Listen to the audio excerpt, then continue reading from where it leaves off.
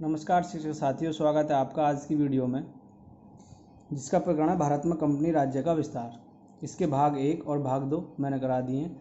आज इसका भाग 3 कक्षा 8 विषय हमारा इतिहास और नागरिक जीवन से सीखने के प्रतिफल। बच्चों को ईस्ट इंडिया कंपनी का भारत में विस्तार होने की जानकारी है। बच्चों को डलहौजी की विलय नीति और सहायक संधि के विषय में भी जानकारी है। सीखने सिखाने की सामग्री पाठ्य पुस्तक रहेगी।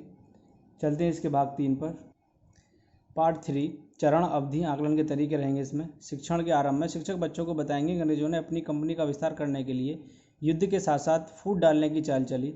दो शासकों में जब कभी कोई संघर्ष होता था तो वे एक पक्ष की सहायता करके दूसरे को पराजित करते और उचित अवसर आने पर अपने पक्ष वाले शासक के भी विरुद्ध हो जाते थे। इसके अतिरिक्त सहायक संधि तथा विलय नीति के द्वारा भी कंपनी राज्य का विस्तार किया गया।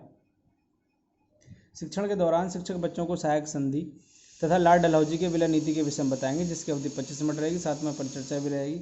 सहायक संधि, इसके अंतर्गत देशी राजाओं पर यह दबाव डाला गया कि वे अंग्रेजों के संरक्षण में आ जाएं और बदले में अंग्रेजी राज्य उनकी सुरक्षा करने का उत्तरदायित्व अपने ऊपर लेगा।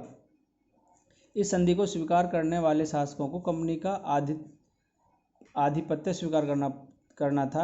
इन शासकों को अपने खर्चे पर अंग्रेजी सेना की एक टुकड़ी रखनी पड़ती थी। खर्चा वहन न कर पाने की स्थिति में अपने राज्य का कुछ भाग कंपनी को देना पड़ता था।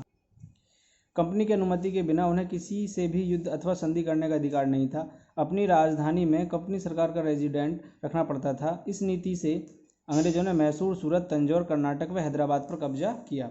डलहौजी की विलय नीति, इस नीति के अंतर्गत डलहौजी ने यह नियम घोषित किया था कि भारत के जिन जिन राजाओं को कोई पुत्र न हो, वे अंग्रेजों की अनुमति के बिना किसी को गोद नहीं ले सकते थे।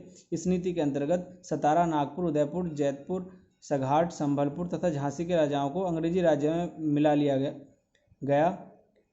उसने भारतीय नरेशों को दी जाने वाली पेंशन तथा उपाधियों से वंचित करने की भी नीति बनाई। अंग्रेजों की सफलता के कारण अंग्रेजों की सैन्य शक्ति का उन्नत होना।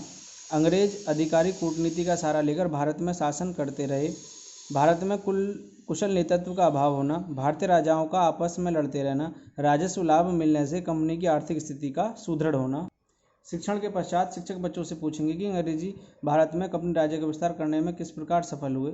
अपने विचार व्यक्त कीजिए, जिसकी अवधि 5 मिनट रहेगी। परिचर्चा अवलोकन भी रहना है। शिक्षक बच्चों से कहेंगे कि बच्चों, हमें आपस में मिलजुल कर एकता से रहना चाहिए, जिससे कोई हमारे बीच फूट न डाल सके।